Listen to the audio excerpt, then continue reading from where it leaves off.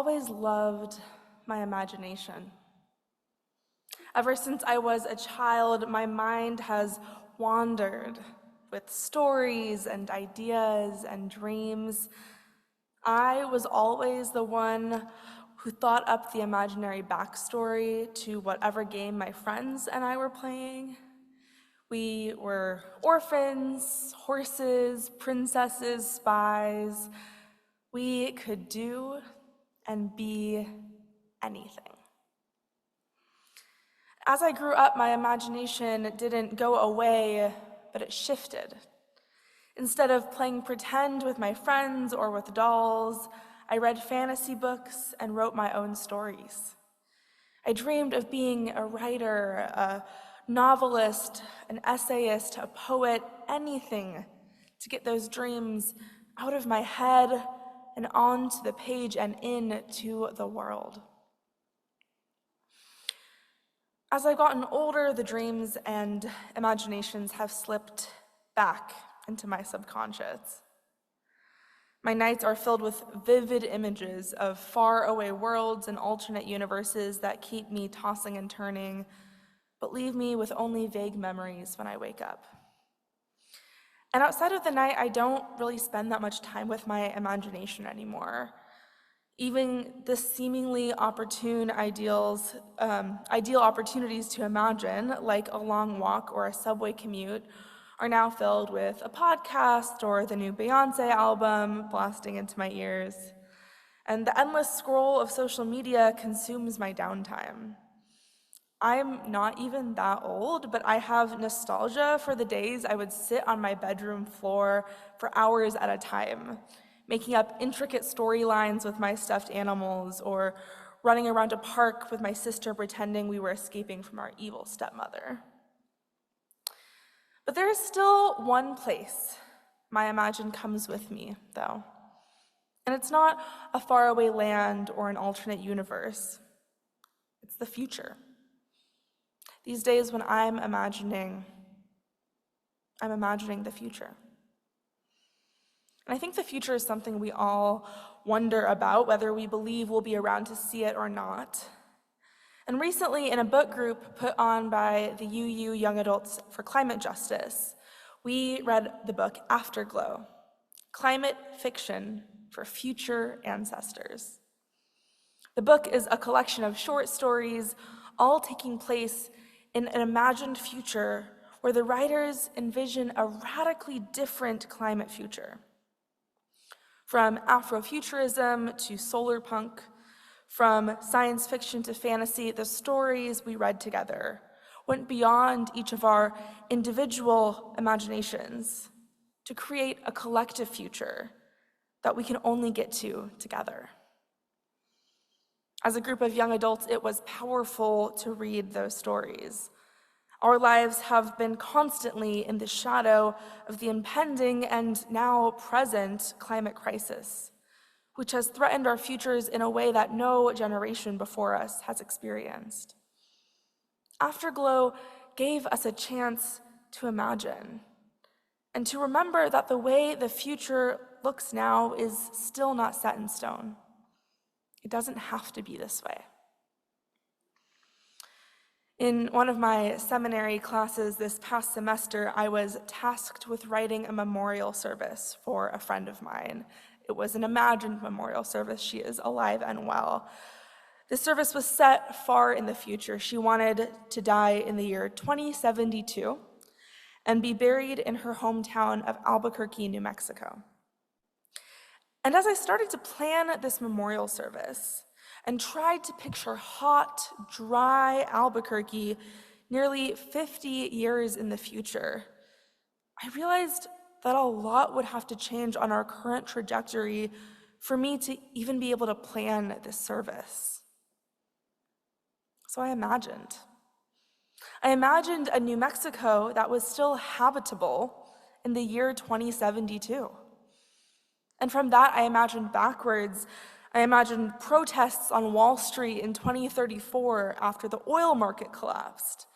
And I imagined a reinvestment in renewable energy that caused the rising temperatures to stabilize and the damage done to our Earth to reverse. It's hard to have a lot of hope for the future, but in imagining that possibility, however impossible it seems, I felt it again. Little spark of hope and a glimpse of what the future could hold.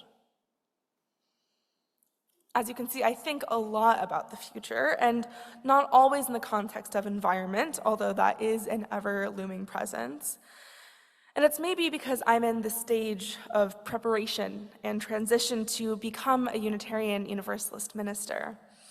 I've been wondering what the world will look like when I finally am ordained and am serving a congregation. What will the world look like in 20 or 30 years? What will it look like when I eventually retire from ministry? What will Unitarian Universalism look like? Will it even exist? In her book, Emergent Strategy, Adrienne Maree Brown declares that change is coming. What do we need to imagine as we prepare for it? I hope in the future that I am even more outspoken for justice, but that the issues facing us are at least somewhat different than the ones today.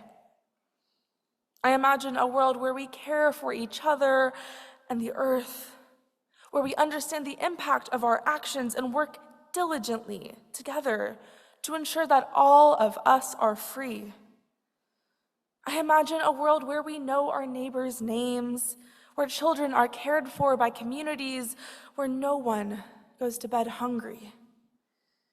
I imagine a world where we make mistakes and hurt each other and love each other enough to hold ourselves accountable and approach reconciliation through restorative and transformative practices. I imagine a world full of art and music, full of new discoveries and treasured memories, where we look back on this time with sorrow and anger for what it held, but with the comfort that we dreamed and lived into our better tomorrow.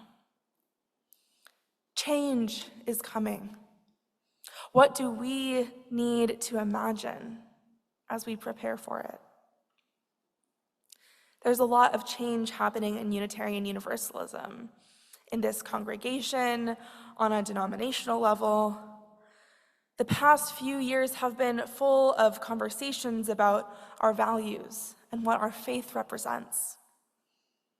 Next month, at the virtual Unitarian Universalist General Assembly, our annual business meeting, delegates will vote on a proposal to change the wording of Article 2 of our bylaws from what is now the 7 principles to a new set of values: justice, equity, transformation, pluralism, interdependence, and generosity, surrounding our core value of love. As Unitarian Universalists, we define communities not by a shared creed or a set of beliefs we must adhere to, but by covenants, a shared agreement that we make with each other about how we want to be together. Whether principles or values or something else entirely, we are connected to each other. Not because of our shared beliefs, but rather because there is something deeper that calls to each of us, that calls us to action as we build the beloved community that we desperately believe exists. And what I love most about our covenants is that they are most always aspirational. We covenant to be kind, to share space and give grace to one another, yet there are times when we fall short. When we've had a long day and snap at each other or talk over someone else without even realizing. We make mistakes and we try to own up to them. Our covenants aren't a list of everything we're doing right. They're proof we're trying, that we can imagine a better world out there, and that we believe we can work towards it. Our Unitarian Universalist Association of Congregations has created an anti-racism curriculum that can be offered at congregations called Building the World We Dream About. The program description states, that it creates opportunities for participants to practice dreaming our world otherwise, and then commit to new, intentional ways of being. What are the ways we can dream our world otherwise? When you imagine what Unitarian Universalism looks like, when you imagine what this congregation looks like, what do you see? And once you have that vision, how can you commit to new, intentional ways of being? I invite you to sit with that for a moment.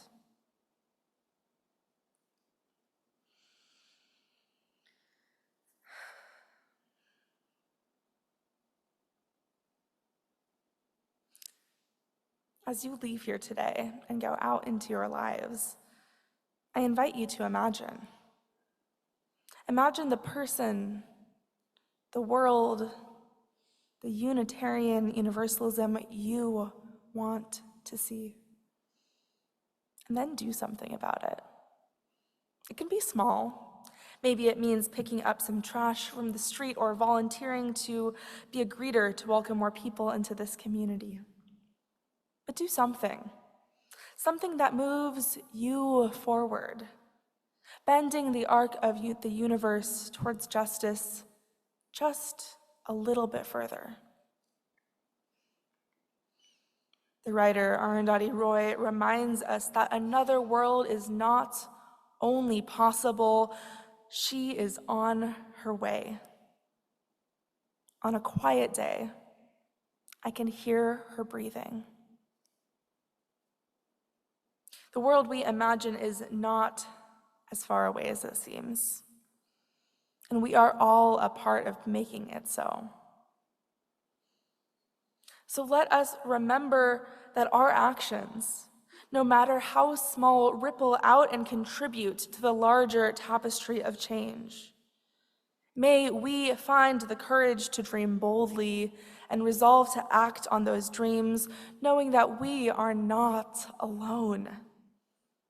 We have each other, and together we can create the world we dream about. Thank you. Welcome everybody to Getting the Message. My name is Zach. I am the brand new DRE here at Fourth Unitarian Universalist Society in New York City. And sitting beside me is Karishma Gottfried. And Karishma, thank you so much for your message today. Karishma is an MDiv student at Union Theological Seminary. And Karishma, we'd just like to hear a little bit about who you are, why you went to Union, what you're studying at Union, and what your plans are for the future. Yeah. Hi, everyone. So I am Karishma. I was raised UU in Oregon, and I moved out east for college, and then I'm now at Union Theological Seminary, and I just finished my first year. It's a 3-year program, and I'm studying to become a Unitarian Universalist minister. So that's why I'm here. That's why I'm preaching today. I love to preach and do all of the things ministry related, and I'm so grateful for Fourth U for having me. Awesome. Well, we're glad you're here. Does it rain as much in Oregon as everyone says it does? It does rain a lot. It's not as gray as Washington, so everything's just like green and beautiful, especially in the summer, but nice. I miss it. All right. So you mentioned again, and I mentioned before, that you're an MDiv student at Union.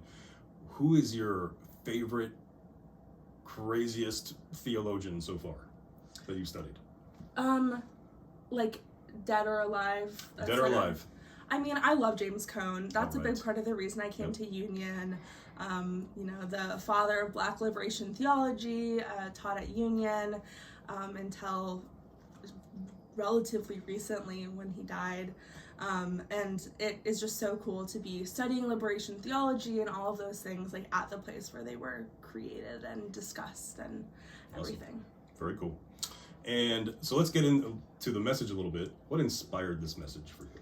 Yeah, so this message was called Sacred Imaginations, and it came about when I was thinking about what the future looks like. I mentioned in my sermon that I was a part of this book group with UU Young Adults for Climate Justice. And of course, we talk a lot about imagination and imagining what the future looks like because of the climate crisis, in spite of it, if we change course, if we stay the same. And kind of from that, I thought all of the other things that, I dream for in the world. I'm still pretty young, so thinking about like what my ministry is going to look like, thinking about what the world is going to look like when I'm older, what if Unitarian Universalism exists, if this world exists, if this country exists.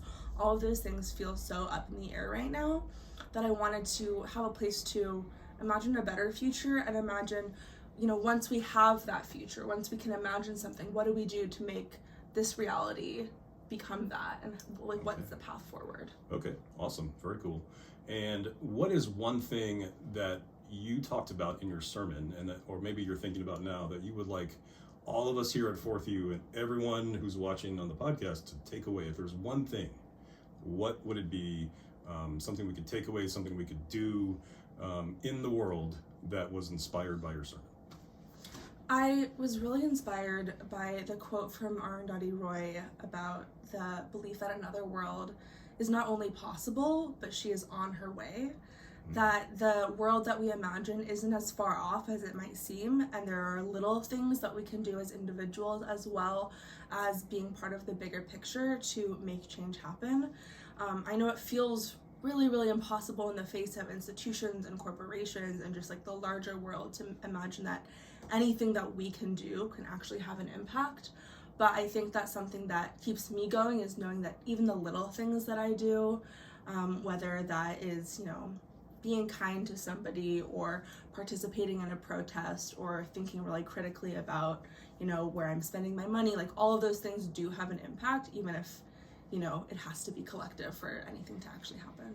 This is such a good point, because one of the things I struggle with the most is thinking, okay, I can only make little changes. But then it's good to remember, this is what I just took away from what you said, that if everyone makes little changes, like that's the way big changes happen.